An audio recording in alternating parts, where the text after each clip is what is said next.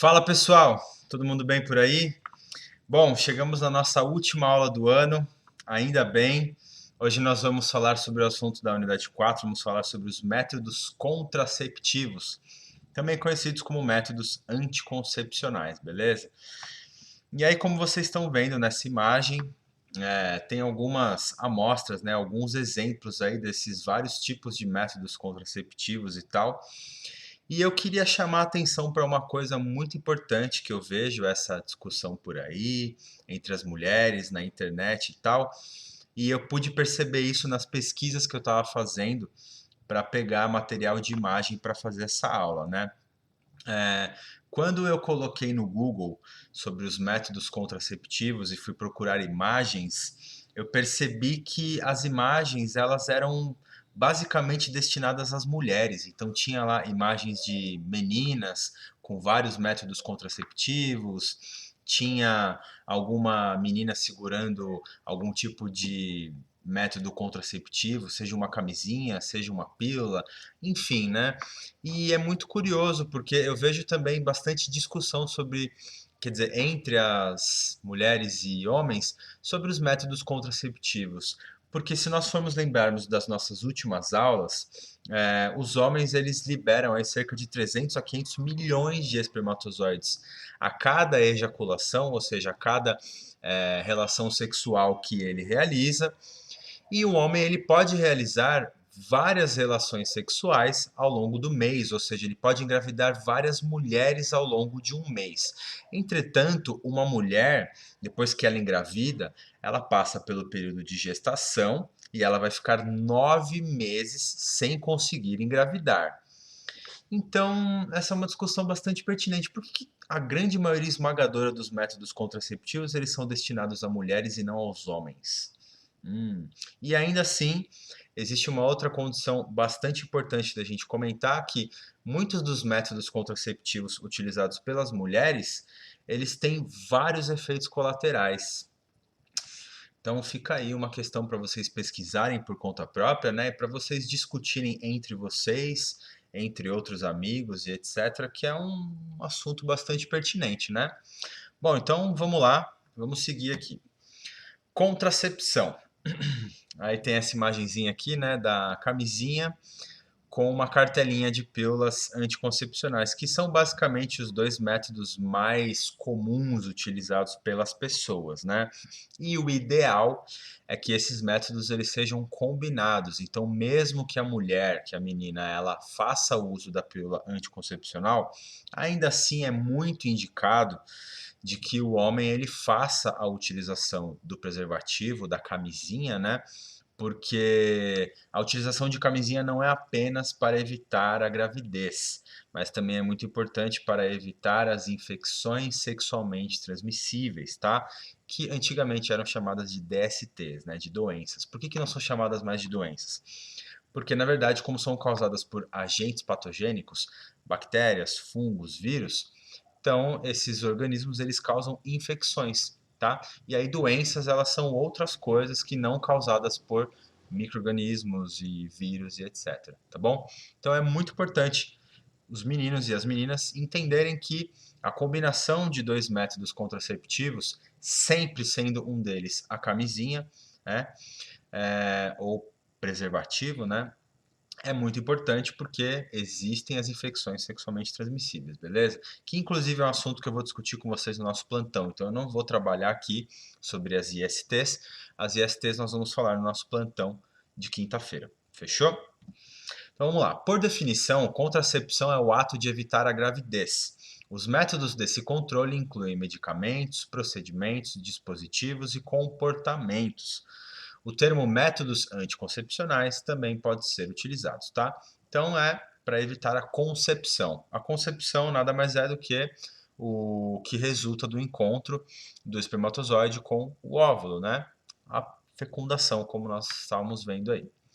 Podemos classificar esses métodos em físicos, por meio de uma barreira física que impedem que os espermatozoides cheguem ao ovócito, ou seja, a camisinha, né? A camisinha é um método físico, ela impede que o espermatozoide, ele inclusive saia e chegue a entrar em contato com o corpo feminino, beleza?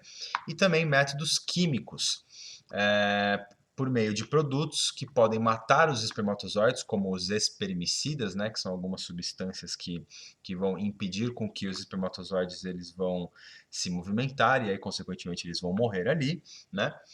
É, outros que podem alterar a ovulação da mulher, como, por exemplo, as pílulas anticoncepcionais ou a própria pílula do dia seguinte, né? Que é essa que vai inibir a nidação do embrião no caso da fecundação. Então, a pílula do dia seguinte é do dia seguinte por quê? Do dia seguinte que houve uma relação sexual sem a proteção, sem o uso de um método contraceptivo, e aí você vai corrigir caso o casal não queira essa gravidez. Beleza? Esses métodos ainda podem ser classificados como reversíveis, ou seja, eles podem ser interrompidos, né? Então, por exemplo, se um casal faz o uso, por exemplo, apenas de camisinha, porque eles não querem ter um filho, e aí de fato eles fazem esse uso da forma correta, desde o início, né, e tal, e em um dado momento eles optarem por ter um filho, obviamente, basta o homem parar de usar essa camisinha e em algum momento a mulher ela vai engravidar. Beleza, então pode ser interrompido, assim como a mulher parar de usar uma pílula anticoncepcional. Beleza? E tem os métodos que são irreversíveis, ou seja, eles são definitivos. Mas com os atuais avanços da medicina, esses métodos não são tão definitivos assim, né? Existe aí, no caso de um deles que eu vou comentar mais pra frente, que dá para reverter, tá bom? Mas basicamente eles são definitivos caso você queira que seja, tá? Beleza. Então vamos lá, métodos reversíveis. Os métodos reversíveis mais comuns, tá? Para a gente poder fazer um resumão aqui, são tabelinha. Então, gente, como eu havia comentado com vocês na aula passada, as mulheres elas passam por um ciclo menstrual e esse ciclo menstrual ele dura aí cerca de 28 dias, né? Algumas mulheres vão variar aí nesse ciclo, podem ter um ciclo regulado como não regulado, o que eu já digo para vocês que não torna esse método contraceptivo eficaz. Ele pode funcionar? Pode.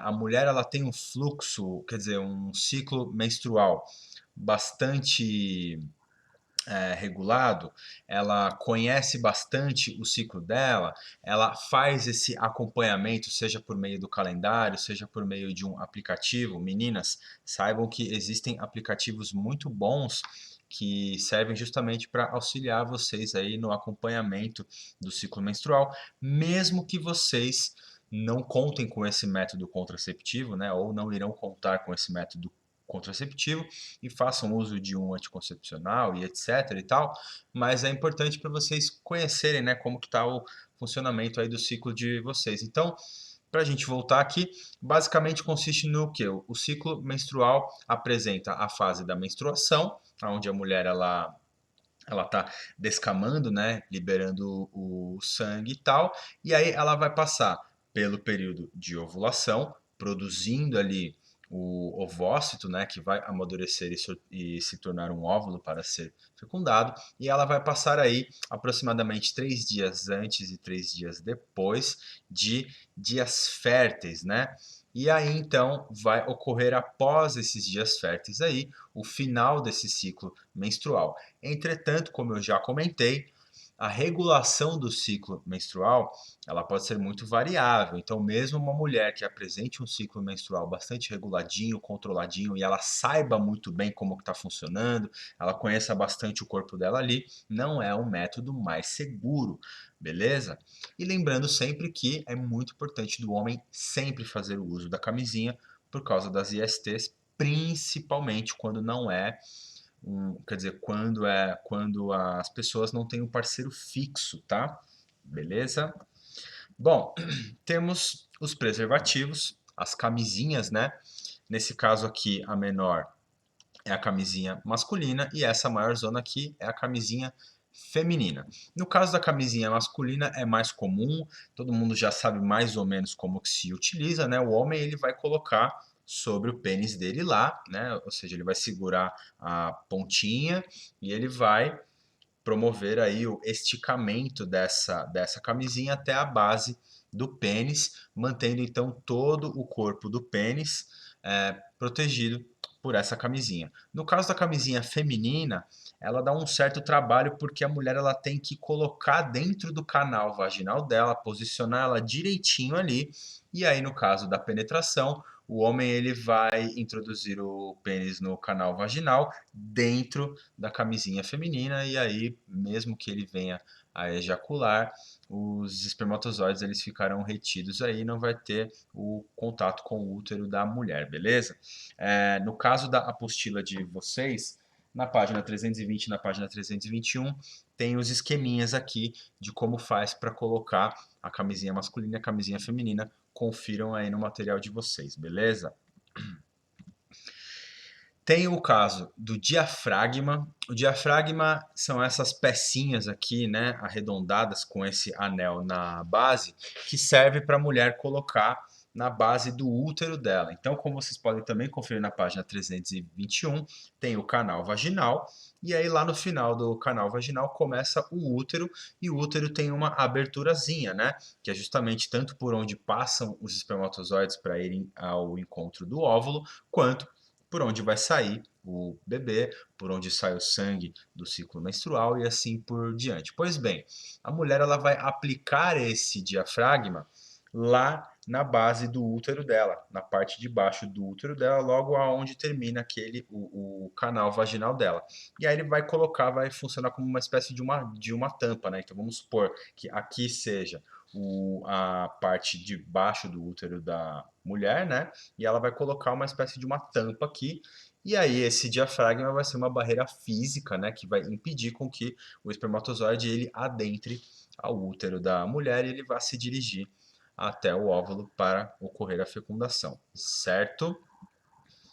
Bom, e aí temos o caso dos anticoncepcionais hormonais, que podem ser vários, tá?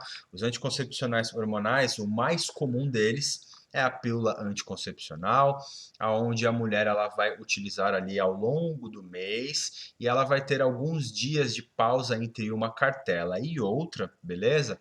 Essas pílulas anticoncepcionais, elas têm ali a presença dos hormônios progesterona e estrógeno, que vão agir sobre a glândula hipófise, inibindo a liberação dos hormônios LH e FSH, que são os hormônios que vão trabalhar na maturação do ovócito, né? Então lembra lá, o hormônio luteinizante, o hormônio folículo estimulante, são os hormônios que vão atuar sobre os ovários, de modo em que os ovócitos eles vão passar pelo processo de ovulação, e etc.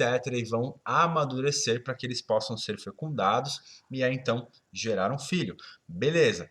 No caso, existe um tipo um pouco diferente de pílula anticoncepcional, que ela contém apenas a progesterona, mas ela não é tão confiável assim, porque ela não impede a ovulação, tá? Então a mulher ela continua ovulando. No caso da pílula anticoncepcional, com progesterona e estrógeno impede a ovulação e é um pouco mais seguro, tá?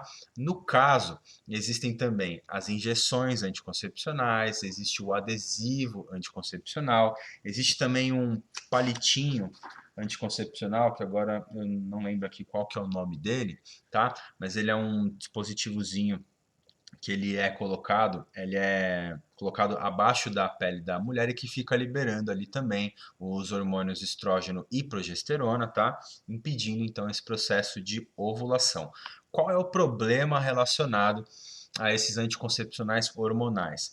Porque essa liberação de hormônios que vai ocorrendo ao longo do mês vai fazer com que o corpo da mulher trabalhe de uma forma não natural, concordam comigo? Ou seja, tem a ação de hormônios aí a mais, além do fluxo natural do corpo feminino, né? E além do que, o processo de ovulação é um processo natural. O que acontece? São muitos efeitos colaterais, tá bom? E eu, inclusive, gostaria de fazer a leitura aqui, tá? Então, olha só. Entretanto, as Concentrações e a produção dos hormônios no corpo podem causar desequilíbrios e doenças, como trombose, enxaquecas, doenças hepáticas, ou seja, doenças no fígado, sendo necessário, portanto, orientação médica para saber se a mulher pode utilizar algum método hormonal e qual é o mais adequado às suas necessidades. E só caso vocês não saibam, né, trombose é quando você tem um entupimento de vasos sanguíneos, né? E é uma coisa que já foi registrado com várias mulheres, né? As mulheres elas tendem a ficar com as pernas um pouco mais inchadas, e aí no caso a trombose pode evoluir para um AVC, um acidente vascular cerebral, né? Ou então um acidente vascular que vai acontecer em outros vasos sanguíneos periféricos, como o da própria perna e etc. Então, existe um risco bastante grande e é até por isso que motiva aí a discussão, né? Por que as mulheres elas ficam aí encarregadas de administrar esses métodos anticoncepcionais e o homem não, né? Então fica aí essa discussão, beleza? É, pílulas anticoncepcionais são seguras? São seguras, né? Elas têm aí 99,9% e tal, mas elas podem falhar? Podem, sobretudo se a mulher não faz o uso correto. Portanto, as mulheres que utilizam pílula anticoncepcional de uma forma regulada, controlada, em todos os dias, fazem o intervalo exato ali para o período da menstruação, após a menstruação elas vão retomar e tal, e elas tomam todos os dias no mesmo horário, elas têm mais chance de que essa pílula anticoncepcional ela tenha uma função muito eficiente, ela seja eficaz. As mulheres que tomam, mas de uma forma não muito regrada, essas sim correm mais risco de engravidarem da mesma forma. Beleza, pessoal? No caso da injeção, ela é administrada mensalmente ou trimestralmente, dependendo da quantidade de hormônios que são administrados a cada injeção. E no caso do adesivo, eles são removidos e renovados a cada 3 semanas aproximadamente. Aí vai variando. A mulher coloca um, num outro ciclo ela vai colocar dois, e aí tudo vai de acordo com a orientação médica. Beleza, gente? É sempre importante pensar na orientação médica, tá? Por isso que é muito importante que meninas é, façam consultas com o ginecologista e os meninos também façam consulta com o urologista, que é o médico, né, relacionado aí ao sexo masculino, que vai cuidar aí de todo o aparelho sexual masculino, beleza? Não só em relação aos métodos contraceptivos, mas à saúde do pênis, né, de toda a estrutura aí do órgão, beleza? E aí nós temos também a pílula do dia seguinte, que é aquele método contraceptivo, quer dizer, que é aquele método contraceptivo para corrigir, ou seja, a pílula do dia seguinte, o que muda, né? Ela tem metade da carga hormonal que uma cartela, quer dizer, ela tem a carga hormonal da metade de uma cartela de pílulas anticoncepcionais, ou seja, ela tem muito mais hormônios, tá? E aí, portanto, ela vai agir como se fosse uma bomba, digamos assim, né? Impedindo então que a concepção ocorra. Dessa forma, a mulher ela não pode fazer um uso indiscriminado desse tipo de pílula, né? E ainda por cima tem um prazo específico de no máximo até 72 horas após o ato sexual sem proteção, tá bom? Então é muito importante que caso em algum momento, né, no futuro vocês venham a necessitar desse tipo de método, é importante saber que ele causa um impacto bastante negativo no corpo da mulher, ele pode falhar e ainda por cima as mulheres não podem fazer um uso constante desse tipo de substância, é indicado fazer o uso no máximo uma vez ao ano, beleza? E aí para a gente seguir, por fim tem o DIU, né, que é o dispositivo intrauterino. Percebam que ele tem esse formatinho de T aí, por quê, pessoal? Ele é colocado lá no útero da mulher e essas duas hastezinhas que ficam em cima, né, como se fosse essa parte de cima aqui do T, digamos assim, elas vão ficar encaixadas ali na base das trompas, ou seja, é um tipo de dispositivo que vai atuar tanto como uma barreira física, né, impedindo com que os espermatozoides eles vão para dentro das trompas, tá? Assim como impedir com que o óvulo ele venha aqui para a direção do endométrio, da parede do útero, onde ocorre a nidação ali, como nós já vimos na aula passada. E ainda tem os DIUs, né, os dispositivos intrauterinos que trabalham com hormônios, né, que ficam ali liberando hormônios, como por exemplo um bem famoso é o DIU Mirena, tá? Que fica liberando hormônios ali para ser, além de uma barreira física, também essa barreira hormonal, tá bom? Trabalhando então com a contracepção por meio da ação hormonal, certo? Bom, e aí, para a gente fechar, vamos falar dos métodos irreversíveis, tá? Os métodos irreversíveis são a deferentectomia, muito conhecida como vasectomia, tá? Que é nada mais do que cortar os canais deferentes, né? Que são justamente os canais que vão levar os espermatozoides produzidos lá nos testículos para a vesícula seminal, que por sua vez vai liberar aí o sêmen e os espermatozoides para a uretra para sair no ato da reprodução, no ato sexual, né? E impedir então com que o homem ele vá ejacular, beleza? Então não vai ter ali a passagem dos espermatozoides para sair e ir de encontro ao corpo feminino, beleza? Então você impede, né? Você corta ali o caminho por onde os espermatozoides eles passam, beleza? Então por isso que ele é irreversível, certo? No caso, existem algumas técnicas que vão consistir em cortar e amarrar esses canais, né, para que impeça que possa ocorrer ali possivelmente de uma forma natural a cicatrização e aí esse canal voltar a se juntar. Isso já aconteceu em alguns homens, tá? E também tem o processo de cauterização, né, que vai queimar ali para fazer com que forme uma cicatriz e aí não vai ocorrer mais o contato. E aí tem também a ligadura tubária, que é conhecida como laqueadura, que é um processo bastante parecido, né? Mas aí vai fazer o quê? Vai interromper ali a comunicação das tubas uterinas com o útero propriamente dito, né?